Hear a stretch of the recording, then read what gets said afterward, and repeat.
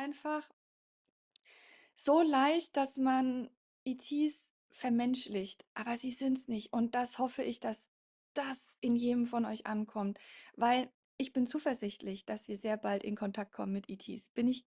Ich als Lia, ganz ehrlich, ich bin super zuversichtlich. Ich glaube, bis Ende des Jahres haben wir es geschafft. Aber dafür brauchen wir jetzt jeden einzelnen von euch, der da oben den Jungs und Mädels zeigt, wir haben Mitgefühl gelernt, wir bauen Brücken, wir haben Verständnis, wir haben eine ET-Box gebaut, nur für euch, dass ihr euch darin komfortabel fühlen könnt. Wir vermenschlichen euch nicht noch mehr und wir sehen euch als das, was ihr seid, ETs und eine vollkommen andere Kultur. Wir wissen aber auch gleichzeitig, ihr seht aus wie Menschen, ihr handelt wie Menschen, aber wir wissen, ihr seid keine.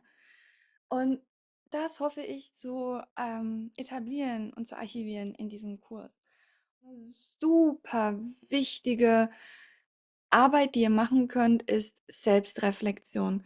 Und Selbstreflexion bedeutet, ihr macht das nur für euch selbst und nicht für jemand anderen. Das heißt, ihr dürft kackenehrlich sein zu euch selbst, was ihr seht in eurer Reflexion. Und keiner verurteilt euch. Keiner, nur ihr. Und dann nicht mal zu verurteilen, euch, was ihr da findet in eurer Selbstreflexion, sondern für jede Dunkelheit in euch, für jede Sache, wo ihr euch verurteilt, euer Herzlein ein Stückchen weiter öffnet und sagt, ja, ich habe diese Muster in mir, ja, ich manipuliere doch noch ganz gerne und ja, ich bin am Energy feeden und ja, ich habe mich doch ein bisschen wiedererkannt in dem, was Lea sagt. Oder nicht? Aber wenn ihr euch wiedererkannt habt in dem, was wir jetzt heute gesprochen haben, und dann öffnet euer Herz. Macht euer Herz sperrangelweit auf für euch und für diese Anteile, weil nur so können diese Anteile beginnen zu heilen und ihr könnt wachsen und die Entscheidung treffen, es anders zu machen. Und Mitgefühl, auch wenn das vielleicht schon oft gehört wurde, Mitgefühl fängt bei euch an. Ihr müsst erstmal Mitgefühl für euch haben, damit ihr Mitgefühl für andere habt. Und wenn ihr kackenehrlich zu euch seid, was ihr in euch habt und was in euch vonstatten geht, dann könnt ihr das wunderbar, wunderbar heilen und kalibrieren und korrigieren. Und wisst ihr was? Wenn ihr euch nicht verurteilt, dann verurteilt euch auch kein anderer mehr. Und wenn ihr die Verurteilung euch gegenüber loslasst, dann öffnet sich die Tür für exponentielles Wachstum. Und das bedeutet, ihr könnt morgen ein neuer Mensch sein, wenn ihr heute ehrlich zu euch seid und morgen ehrlich seid und euch die Dinge anschaut, die da sind und korrigiert, dann seid ihr morgen und übermorgen und danach immer ein komplett neuer Mensch und mit jedem Mal ein bisschen kompatibler. Und eines der weiteren Punkte, die mir gerade noch einfällt, die ich euch echt gerne noch sagen möchte, die ETs sind ja mit dem Internet vernetzt und die ETs sehen euch im Internet. Vielleicht nicht in privaten Gruppen, wie zum Beispiel in den Ozeanlichtgruppen, aber öffentlich. Eure Kommentare. Und sie können das sehen und lesen, was ihr kommentiert nach draußen. Besonders auf so spirituellen Plattformen sehen sie jedes eurer Kommentare. Aber gleichzeitig sehen die ETs auch, was hinter den Kommentaren steckt. Sie sehen eure Energie, weil in jedem Kommentar und allem, was ihr schreibt, baut ihr immer auch telepathische Informationen ein. Unbewusst, sehr wahrscheinlich sehr unbewusst, aber telepathische Informationen stecken in jedem Kommentar. Das heißt, die ETs sehen ganz genau in jedem Kommentar, wo ihr glaubt zu stehen und wo ihr wirklich steht. Und wenn die ETs hier ein mega Wachstum sehen, nicht nur Leute, die sagen, ich bringe Liebe in die Welt und dann eine Kampfhandlung im nächsten Kommentar haben oder in anderen Kommentaren haben, das wird beobachtet. Solche Dinge werden beobachtet. Und dann kommen wir dem Kontakt ein Stückchen näher, würde ich sagen. Fragt euch auch mal, es ist jetzt eine echt harte Frage und es tut mir leid, wenn ich das Ego trigger dabei, aber wärt ihr ein ET, und ihr würdet euch sehen, wie ihr euch verhaltet in Internetplattformen nach außen oder wie auch immer, wärt ihr eine Person, die ihr gerne kontaktieren möchtet, wo ihr sagt, boah, die Person möchte ich gerne kennenlernen, finde ich großartig, fantastisch, spannend, was diese Person in ihrem Energiefeld trägt, finde ich echt, Fragt euch mal, ob ihr, wenn nur von außen betrachtet als ET, der eure telepathischen Felder, euer Unbewusstsein und Unterbewusstsein kennt, oder lesen kann, ob ihr eine Person wärt, die ihr kontaktieren möchtet. Und wenn die Antwort nein noch nicht ist, dann ist das eine Antwort mit unglaublichem Wachstumspotenzial. Und ich finde die Antwort sogar sehr schön, weil die Antwort nein noch nicht ist tatsächlich die Antwort, die am nächsten an einem Kontakt steht als ein Ja.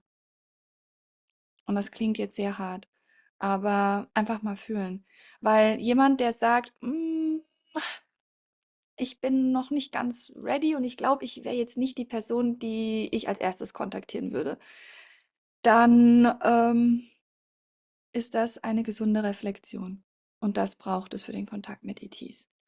In diesem Kursteil habe ich erneut eine Quantenfeldtechnologie angewandt, die multidimensional kodiert ist, sodass jeder Einzelne seine ganz eigene Version des Kurses erfahren kann. Die Leute, die schon mehrere Kurse bei mir gemacht haben, haben das schon mal erfahren, wie diese Technologie wirkt, dass es teilweise sein kann, wenn man in das Recording geht, nochmal einen völlig neuen Kurs erfährt. Gerade dann, wenn man in sich Quantensprünge gemacht hat, die Dinge integriert hat, losgelassen hat, mit den Sachen gearbeitet hat, dann kann es sein, wenn man zurück in den Kurs geht, man wirklich einen komplett anderen Kurs hat. Dieses Mal habe ich den Quantenschlüssel ein bisschen ausgedehnt, sodass jeder individuell seinen ganz eigenen Kurs hatte und entsprechend eigene Dinge gehört hat und nochmal Themen hochgeholt wurden bei jedem einzelnen von euch, die es gilt anzusehen. Und so haben manche das eine gehört, manche das andere. Die einen hatten das Gefühl gehabt, in dem Kurs gar nichts Neues gehört zu haben. Die anderen hatten das Gefühl gehabt, überrannt zu sein. Die anderen waren zutiefst traurig, getriggert und ganz, ganz viele Themen kamen hoch. Und durch die Palette war sehr, sehr viel Erwartungshaltung schon vor dem Kurs angetriggert und das mit Absicht. Und was ich gestern gemacht habe, ich habe mein fünfdimensionales Selbst hier reingebracht. Und zwar das, was wirklich ET ist. Und das, was mit die Version von Lia, die auf den Schiffen war. Die Version von Lia, die mit den ETs in Kontakt war, die hattet ihr gestern getroffen. Mit all den verschiedenen Perspektiven, Versionen, Facetten von den ETs, die mir begegnet sind und parallele Inkarnationen, die ich noch mit rein kanalisiert habe. Ganz wichtig ist, dass ihr versteht, dass je größer eure Erwartungshaltung ist hinsichtlich von ETs, wie sie sind und was sie tun und was sie für Persönlichkeiten haben, umso mehr wird diese Erwartungshaltung verletzt, besser gesagt nicht erfüllt, weil ETs haben überhaupt gar nicht die Absicht, eure Erwartungen zu erfüllen und sie können es auch gar nicht, weil sie einfach nicht menschliche Erwartungen erfüllen können, weil sie per se nicht menschlich sind. Und gleichzeitig gibt es so viele verschiedene Facetten und Meinungen von ETs, die sind sich so einig wie die Politiker in unserer Regierung. Da sage ich, das sind ETs wie Menschen, aber sie sind es nicht. Und plus kommt dazu, dass ihr als Menschen permanent einen Menschen in den ET hineinprojiziert, besonders wenn die ETs aussehen wie ihr. Und so wissen so viele Leute, wer ich bin und was ich mache, aber projizieren immer wieder den Filter drauf, dass ich Mensch bin. Und ich habe gestern sehr gnadenlos diesen Filter einbrechen lassen, dass ihr mit euch konfrontiert seid und euch seht in mir, weil das ist das, was euch passiert, wenn ihr im Kontakt seid mit ETs. Ihr seid mit euch konfrontiert, mit euren eigenen Energien, weil eure Energien erstmal nicht kompatibel sind mit denen von ETs. Das heißt, ihr könnt euch vorstellen, dass das extraterrestrische Energiefeld wie eine Wand ist. Und eure Energien projizieren sich drauf und kommen direkt zurück und fließen nicht mit in das Energiefeld der ETs, weil sie so anders sind energetisch im Vergleich zu euch.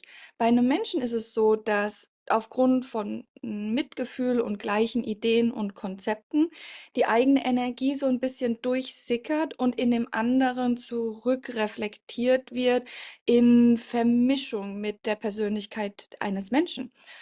Wenn aber ihr einem ET begegnet, ist das wie, als würde bam, eure Energie daran abprallen und direkt zu euch zurückfallen, weil der Frequenzunterschied und der Bewusstseinsunterschied so immens ist.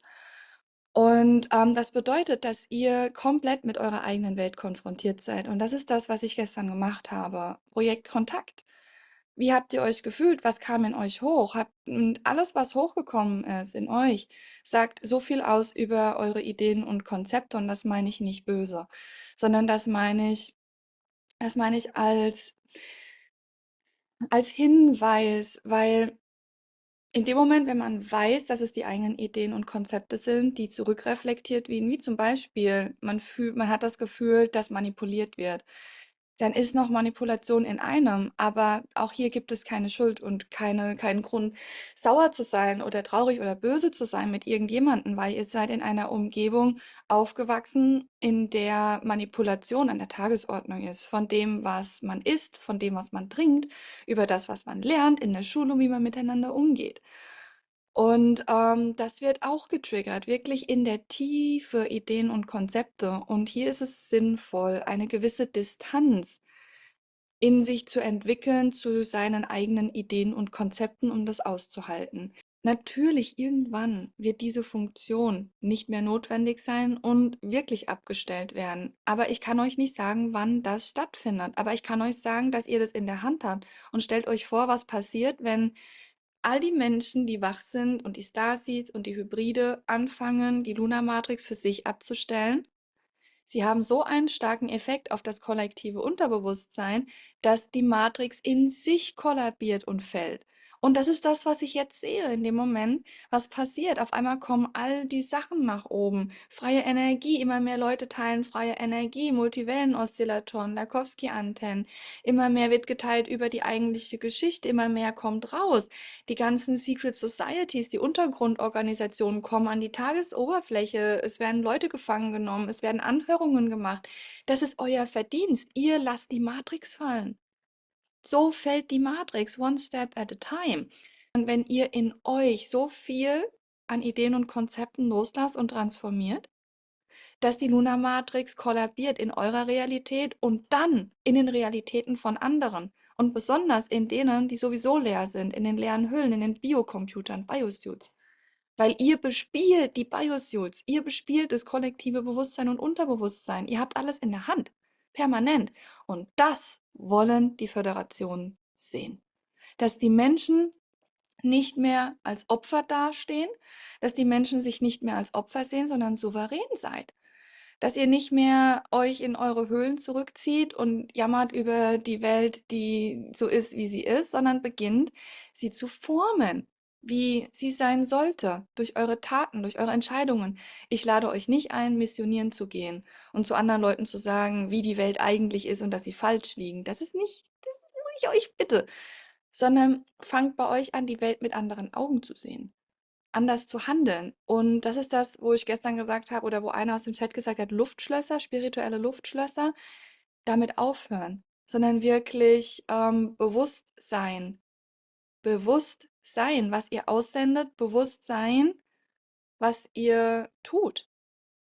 Das hat auch was mit Bewusstseinserweiterung zu tun. Seid euch bewusst, was ihr tut, über das hinaus, was ihr euch bisher bewusst wart, was ihr tut.